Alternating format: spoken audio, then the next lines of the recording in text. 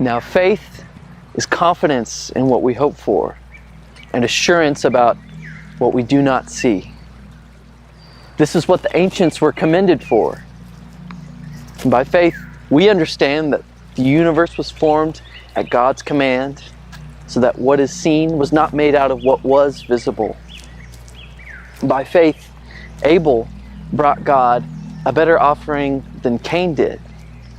By faith, he was commended as righteous when God spoke well of his offerings. And by faith, Abel still speaks, even though he's dead.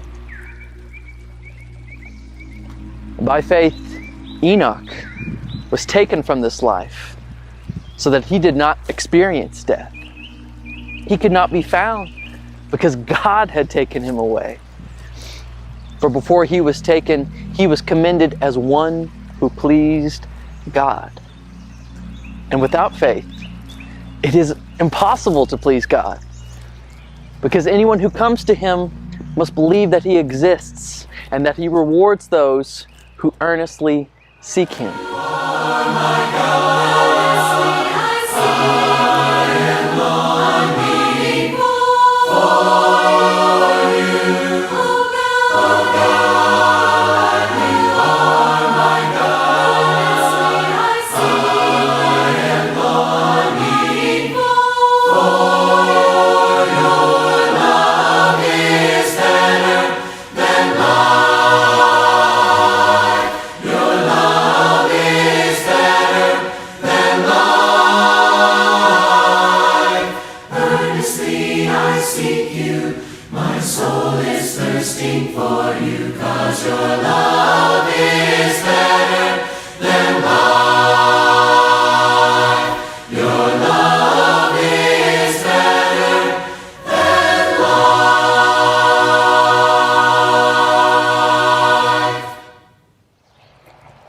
By faith, Noah, in holy fear, built an ark to save his family.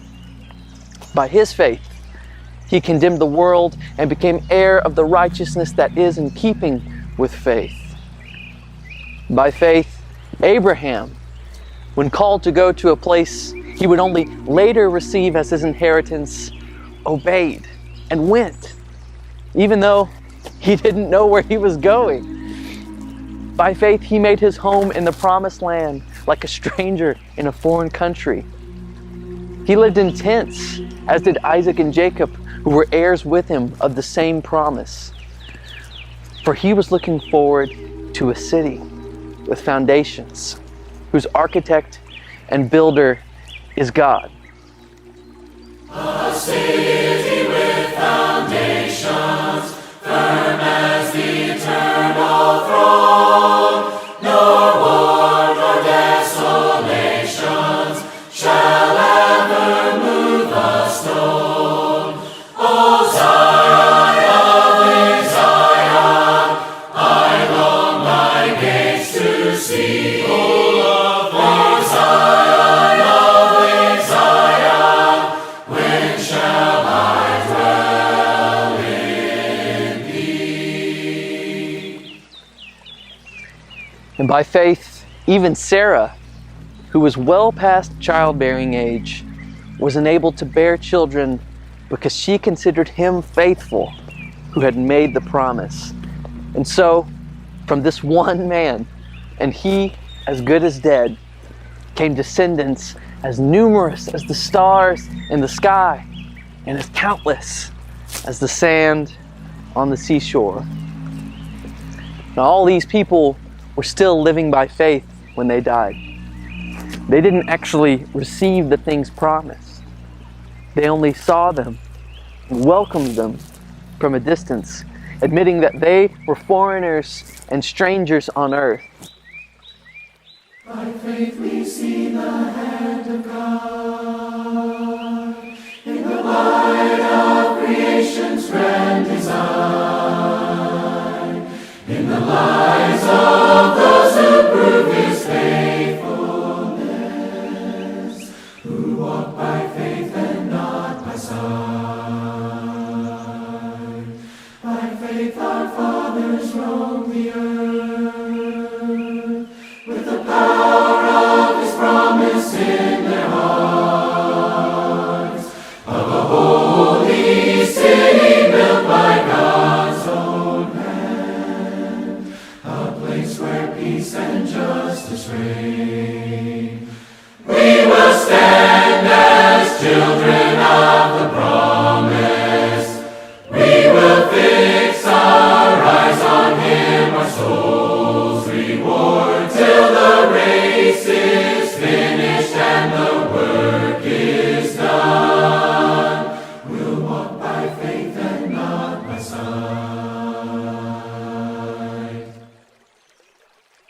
Now, people who say such things show that they are looking for a city of their own.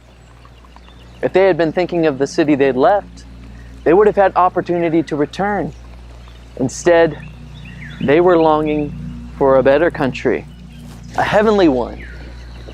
And therefore, God is not ashamed to be called their God, for He has prepared a city for them.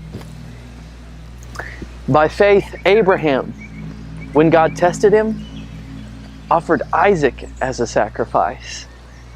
He who had embraced the promises was about to sacrifice his one and only son, even though God had said to him, "It is through Isaac that your offspring will be reckoned."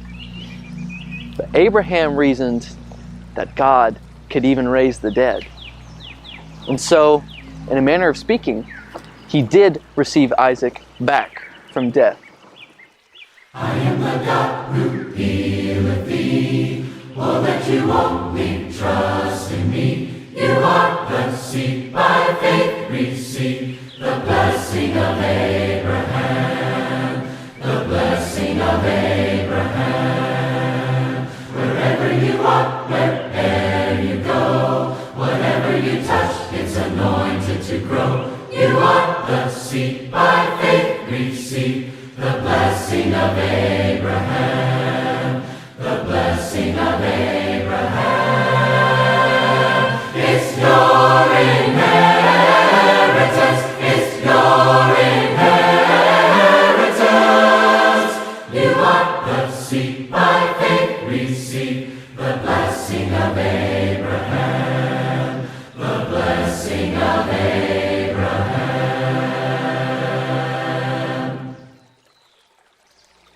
By faith, Isaac blessed Jacob and Esau in regard to their future. By faith, Jacob, when he was dying, blessed each of Joseph's sons and worshipped as he leaned on the top of his staff.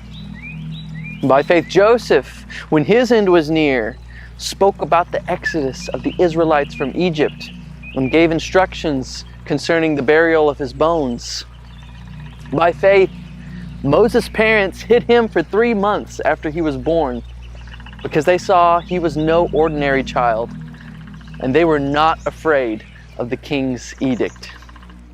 The Lord goes before you through the trouble and strife, and He will protect you all the days of your life. He'll never forsake you. Be courageous and do not be afraid. Don't be afraid. Every day. He'll never forsake you. Be courageous and do not be afraid. Don't be afraid. Every day. Be strong and courageous and do not be afraid. The Lord goes with you each and every day. He'll never forsake you. Be courageous and do not be afraid. Don't be afraid. Every day. He'll never forsake you. Be courageous and do not be afraid. Don't be afraid. Every day. He'll never forsake you. Be courageous and do not be afraid. Don't be afraid.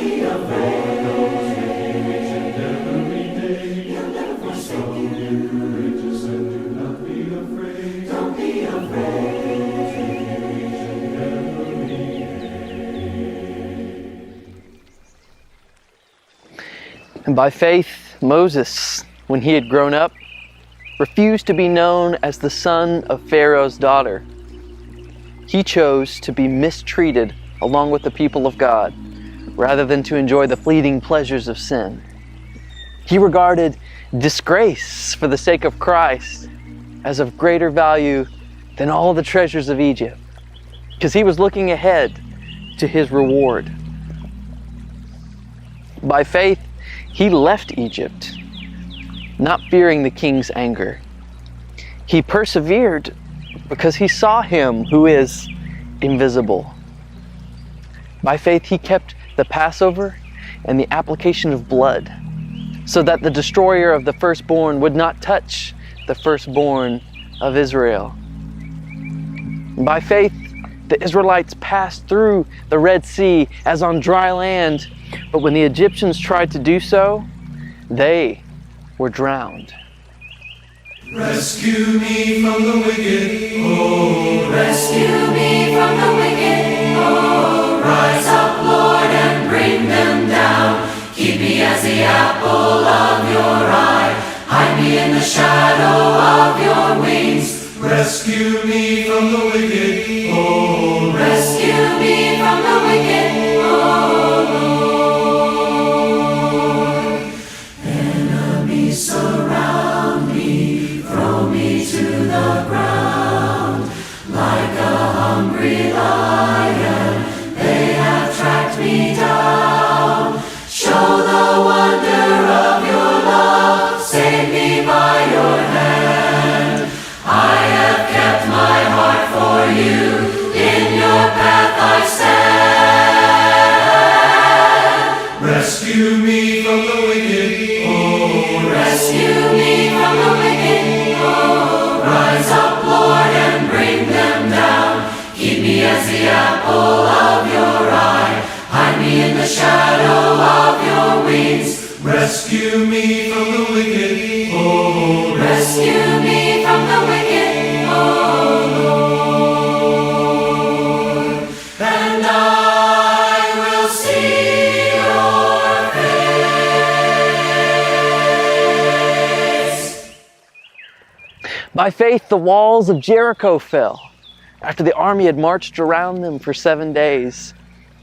By faith, the prostitute Rahab, because she had welcomed the spies, was not killed with those who were disobedient. And what more shall I say?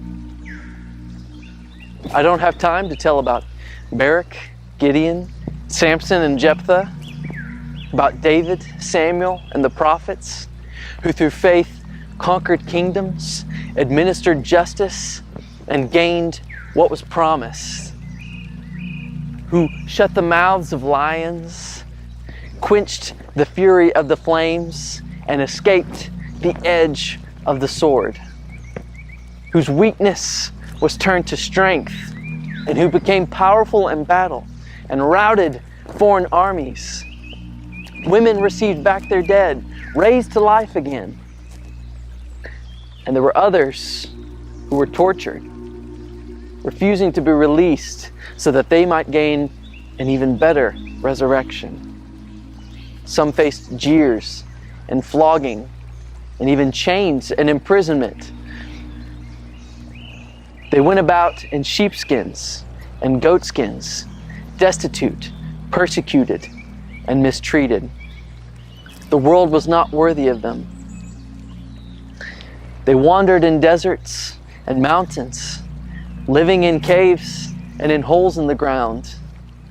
And all these were commended for their faith.